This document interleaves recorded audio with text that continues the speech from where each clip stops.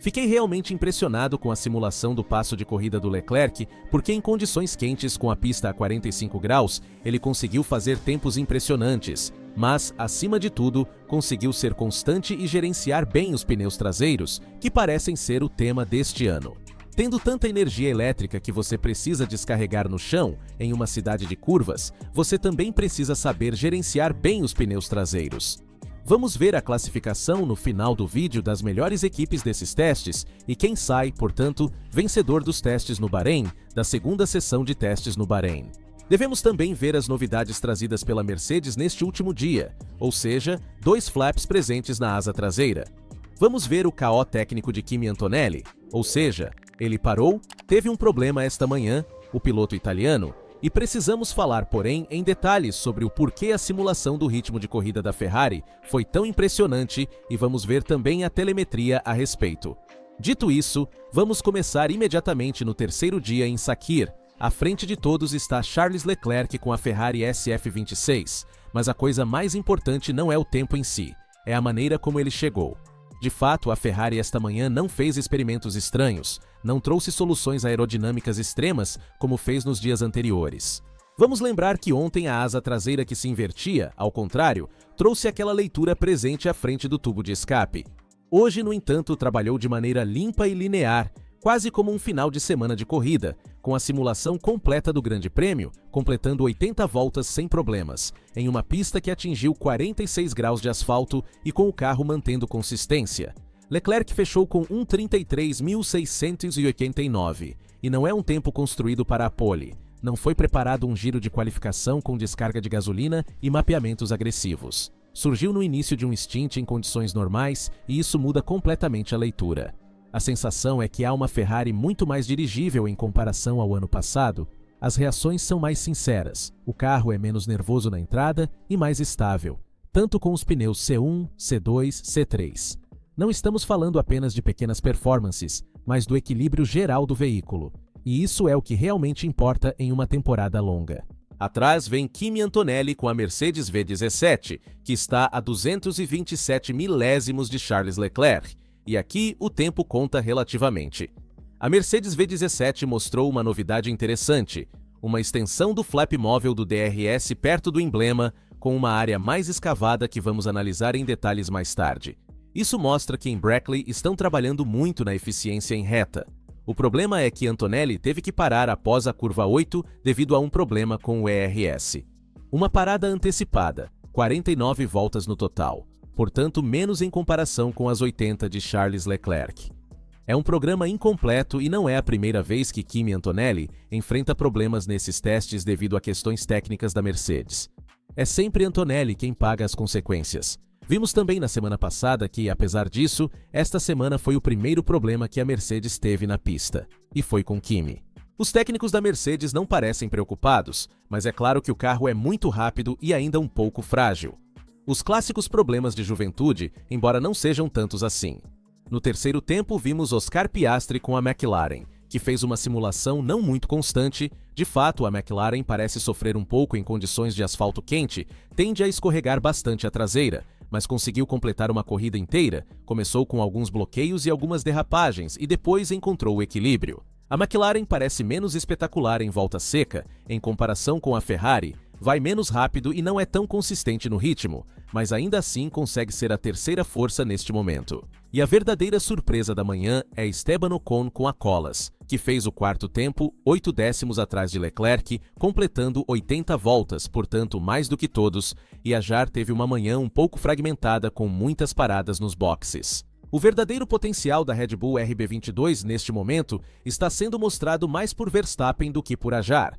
No grupo do meio, houve uma boa atividade para Gasly com a Alpine, enquanto o estreante Lindblad com a Racing Bulls acumulou 77 voltas e ficou à frente de Sainz com a Williams e Hülkenberg com a Audi.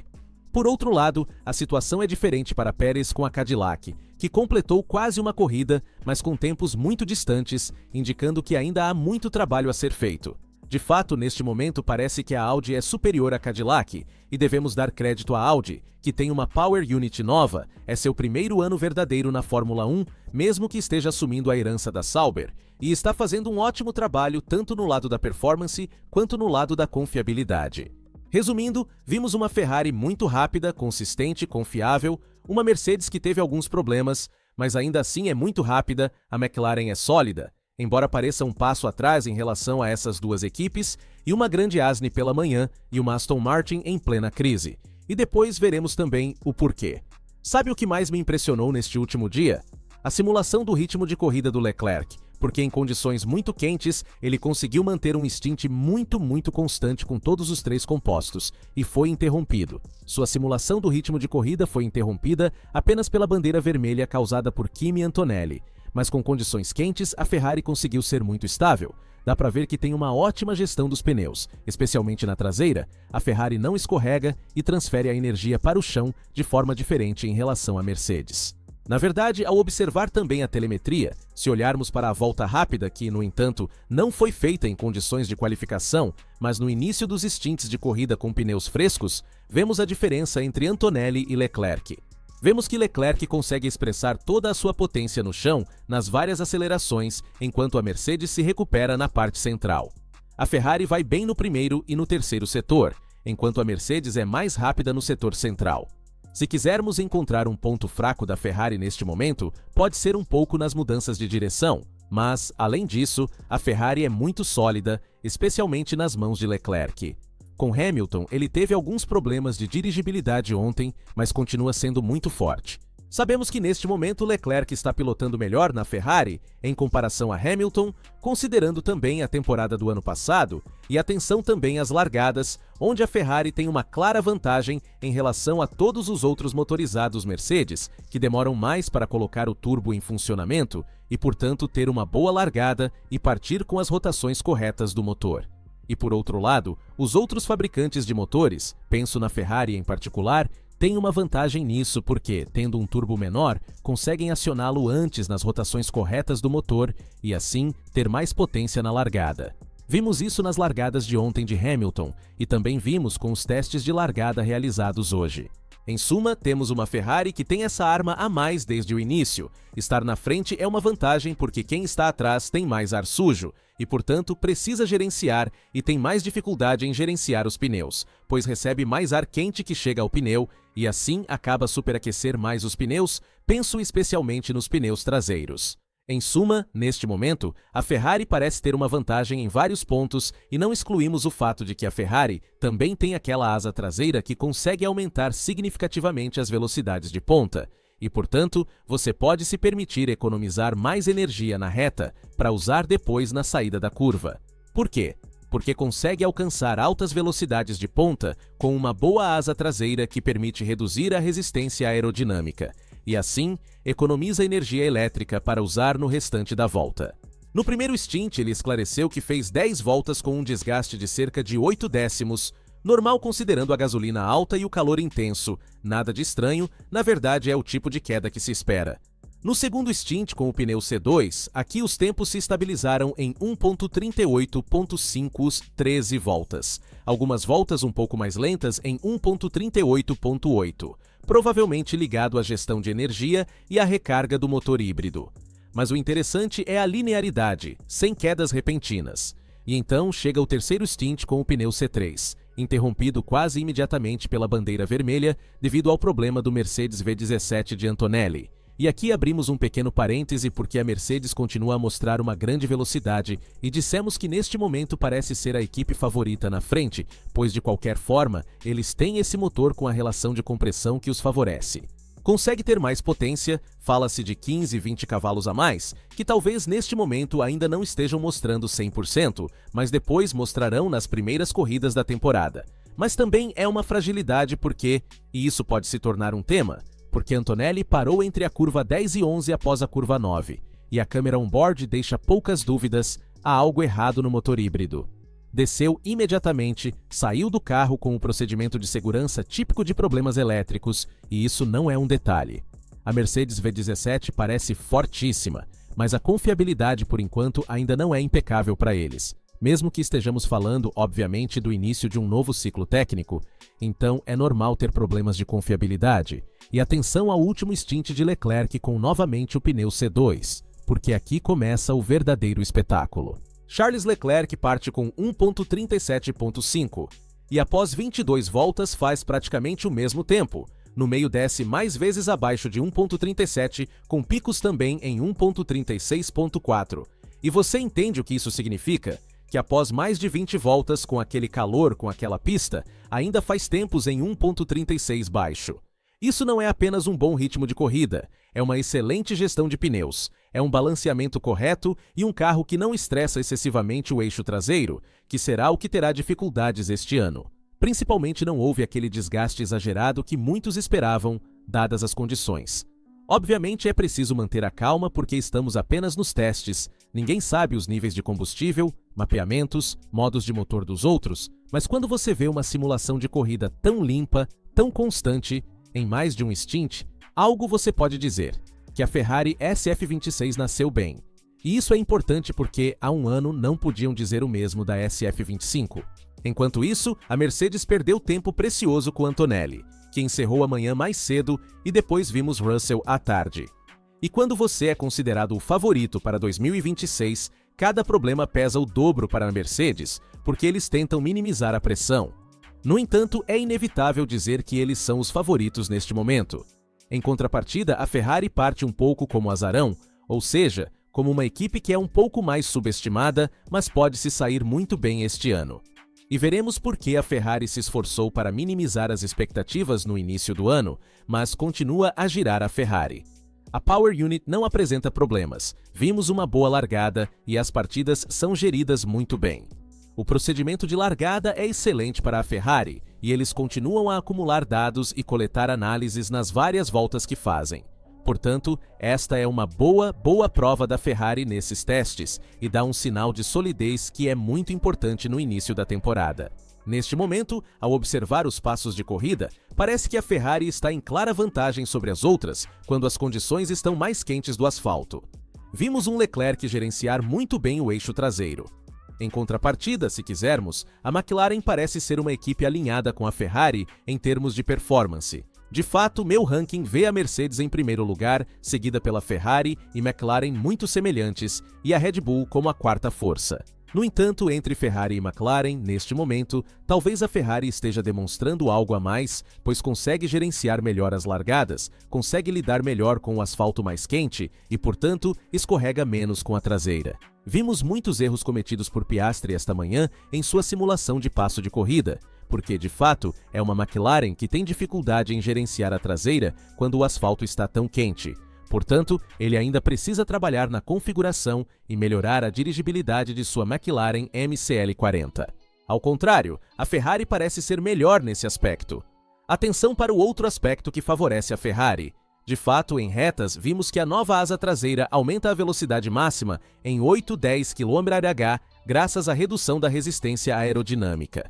Temos uma lacuna do flap traseiro que é gigantesca e aumentou em relação a um DRS clássico. Mas não só isso, a aleta posicionada à frente do escapamento consegue abaixar a altura do solo na traseira da Ferrari.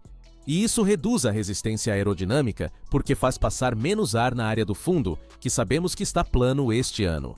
E assim, na reta, aquela aleta posicionada à frente do tubo de escapamento serve para alongar o extrator, o difusor da Ferrari.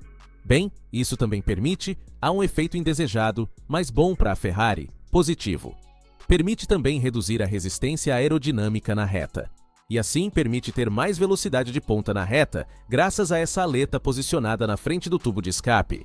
Portanto, consegue tanto aumentar a carga aerodinâmica na traseira, pois expande o difusor nas curvas de alta velocidade, mas também permite reduzir a resistência aerodinâmica na reta. Essa pequena aleta posicionada na frente do tubo de escape tem um efeito duplo, que é algo genial. Ou especialmente quando você vai, talvez nessas áreas onde usa o DRS em zonas não totalmente retas, penso por exemplo na Austrália. De fato, na minha opinião, se a Ferrari trouxer essa asa traseira, poderia ter uma grande vantagem na Austrália ao utilizar esse dispositivo. Mas não só isso, permite economizar energia. De fato, havia a dúvida se essa solução era totalmente legal e a federação a testou com Nikola Stombazes, que defende esse tipo de soluções porque conseguem reduzir a resistência aerodinâmica e, portanto, reduzir também o uso de energia elétrica e, assim, todas as soluções aerodinâmicas que permitem economizar energia para o motor e para a bateria, bem, são apoiadas pela federação. Assim, a federação faz, digamos, na minha opinião, mais por um motivo político, porque a federação fica menos mal vista com o novo regulamento que foi aprovado com defeitos evidentes na gestão da energia da bateria. E, portanto, essas soluções facilitam o trabalho do motor e, por isso, são aprovadas pela federação. Assim, a solução da Ferrari é totalmente legal. Eu disse isso também a Nikola Stombazes, na verdade, ele também incentiva os outros times a experimentar nesse sentido. Vimos também James Walls elogiando a Ferrari pela solução, ouvimos também Behrman fazendo elogios à Ferrari por essa solução. Enfim, todo o paddock admirou a asa traseira invertida da Ferrari. Mas precisamos falar também sobre algumas novidades que surgiram sobre a Mercedes W17. Na verdade, vimos dois pequenos flaps acima da asa traseira. Duas cornetas, vamos chamá-las assim, que se ancoram ao último elemento e se estendem além da placa de mão. E não é um simples apêndice. É uma maneira astuta de trabalhar dentro de um box regulatório que na teoria parecia muito fechado. O que a Mercedes fez na prática? Não simplesmente alongou o flap existente. Adicionou dois pequenos perfis suplementares conectados ao último elemento da asa, e é uma parte que foi fixada à seção fixa, que integra o PV do DRS. Mas a porção principal está conectada ao flap móvel. Enfim, com a asa fechada, essas extensões geram mais carga. Com o DRS aberto, elas se movem junto com o flap e não aumentam de maneira insignificativa o arrasto. É uma solução muito inteligente porque aproveita uma área de regulação que até agora ninguém havia realmente explorado. E por que isso é importante? Com os regulamentos de 2026, a parte traseira voltou a ter placas de mão mais tradicionais em comparação com a era de 2022. É menos ondulada e mais vertical. De fato, em 2022, as placas de mão estavam praticamente integradas ao plano principal da asa traseira e, portanto, eram muito limitadas. Isso reabriu um espaço de trabalho exatamente na área superior da placa de mão, onde se geram os vórtices fundamentais para a estabilidade da traseira. E a Mercedes também redesenhou a própria placa de mão da asa traseira, que agora é mais ondulada, tridimensional e menos plana, e de baixo ela se expande para fora, depois recua e fecha com uma espécie de cachinho final. Uma forma que lembra um pouco o trabalho que vemos na frente na asa dianteira para gerar o efeito de outwash controlado. E aqui está o verdadeiro ponto técnico. Aquelas duas extensões acima do flap não servem apenas para gerar mais carga. Servem para trabalhar nos fluxos de saída, controlar os vórtices que se formam na parte alta da asa e estabilizar a traseira, especialmente durante a tração. Pensem no momento em que entra o impulso elétrico, aumenta o torque, aumenta o estresse nos pneus traseiros e, portanto, se você tem mais carga estável na traseira, o carro fica mais plantado na saída da curva. E não era em 2026 que a gestão de energia seria central. Esse detalhe pode valer muito porque você tem um carro estável na traseira quando vai liberar toda a energia elétrica nos pneus traseiros. E não é por acaso que a Mercedes também usou o FlowWiz exatamente nesta área específica. O FlowWiz, que é a tinta verde que serve para examinar os fluxos que chegam ao carro de Fórmula 1. Não é um simples detalhe. Eles estão coletando dados sérios sobre uma solução que pode se tornar um elemento-chave. A coisa mais interessante é que essa zona do regulamento parecia já fechada. E em Brackley encontraram uma maneira de extrair carga trabalhando nos volumes locais sem violar nada. Isso nos diz duas coisas. A primeira é que a Mercedes não está apenas buscando potência no lado da unidade de potência, mas também está pressionando muito forte no chassi e na aerodinâmica. E a segunda coisa é que, se essa solução funcionar, a veremos sendo copiada muito rapidamente por outras equipes. Porque em um regulamento tão restritivo, quando alguém encontra espaço em uma área cinza, mais legal, esse espaço dura muito pouco antes que todos o ocupem. E não só isso, atenção também à Red Bull, que trouxe dois apêndices posicionados na saída do difusor para ampliar o efeito do difusor e, portanto, aumentar a carga na traseira. Sintoma de que todos estão trabalhando nessa área, se notarem, para tentar aumentar a carga atrás para ter mais velocidade, mais aceleração e escorregar menos na saída da curva, porque esse é o principal objetivo. Tendo tanta energia elétrica que é liberada na saída da curva, você precisa ser bom em estabilizar bem a traseira, e assim, aparecem novos apêndices aerodinâmicos, alguns no difusor, outros vimos na frente do escapamento, outros na própria asa traseira, que servem para estabilizar a parte de trás, reduzir os vórtices negativos e aumentar os fluxos de ar que chegam naquela área. Mas também precisamos falar da tempestade que está acontecendo na Aston Martin, porque a Aston Martin realmente está tendo uma sessão de testes super negativa. De fato, ontem Fernando Alonso teve que parar por um problema na bateria da Power Unit Honda e também ouvimos um barulho muito negativo vindo da traseira. Com o carro estacionado, vimos o carro voltar para os suportes e assim ele terminou os testes. Mas o verdadeiro problema chegou depois. De fato, a Honda confirmou que foi uma falha na parte híbrida e principalmente admitiu que as peças de reposição são limitadas e que hoje a Aston Martin fez apenas corridas curtas, ou seja, esgotaram as peças disponíveis na Aston Martin porque quebraram todas. Não fez simulações em corrida, não fez um trabalho estruturado, e portanto, o que começou como um problema na Power Unit Honda, e assim, o fato de que era menos performática em comparação com as outras Power Units do ponto de vista de desempenho, tanto em velocidade máxima quanto na gestão de energia híbrida, não só se transformou em um problema de confiabilidade, porque a Power Unit Honda não é confiável e, portanto, a Aston Martin não teve tempo para desenvolver seu próprio carro.